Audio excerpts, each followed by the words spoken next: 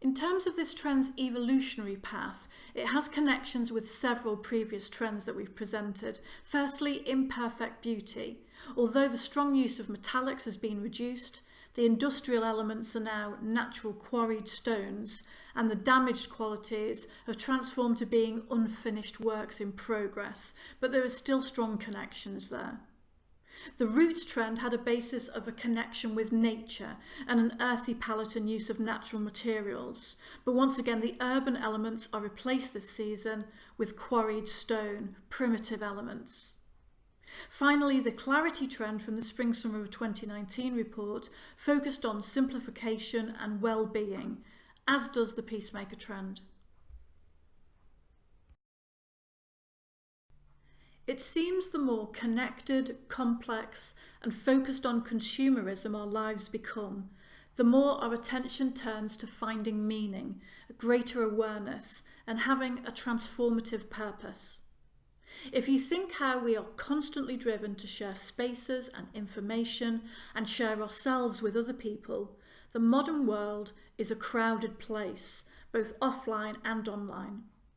Do we then need space and time and privacy to reflect on our own free self? Space for positive feelings to renew and strengthen us? Space to find consistency amid so much change? Space for solitude in the sprawl of urbanisation? A balance is sought between time for ourselves, a type of detached distancing and disconnection that preserves and improves personal well-being, and on the other hand, the fostering of connections with people in the real and virtual world that strengthens the trust economy and collaboration.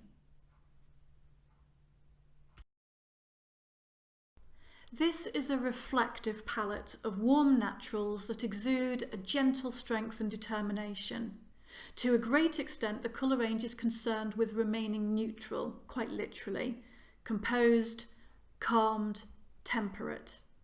The story starts at the top with a greyed off misty white, a warm woolly ecru, a pebble grey, and muted dried moss green that's sage in tone. A soft brown sugar and basalt lava stone black sit in the middle of the palette. The colours then fade out again to give us a rose-scented taupe, stone blue, a pale bronze and greige before leaving traces of a dark gunmetal grey at the bottom. The key motif on the left indicate the most relevant colours for you to focus on.